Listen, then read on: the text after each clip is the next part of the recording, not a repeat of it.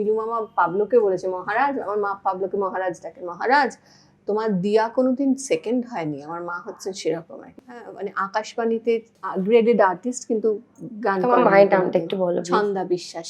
রবীন্দ্রনাথের গান হেন গান নেই যেটা মায়ের জানা নেই। এত ভালো করেছিলেন মা।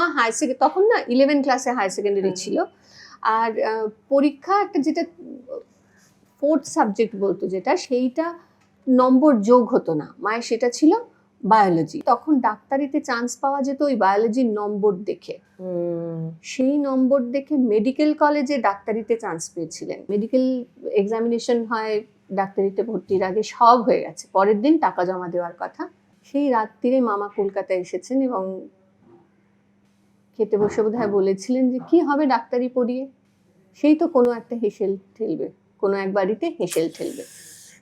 আমার দাদুমণির জোর ছিল না এটা বলার যে ডাক্তারিতে চান্স কিন্তু সবাই পায় না, এই সুযোগ সকলে পায়। সেই সময় দাঁড়িয়ে কটা মেয়ে পড়তো। প্রেসিডেন্সিতে পরবর্তী সময় বটানি নিয়ে পড়েন, বটানি সাবজেক্ট, বটানি নিয়ে পড়েন, কিন্তু আর হায়ার স্টাডিজের দিকে মানে আর কিচ্ছু করবো না।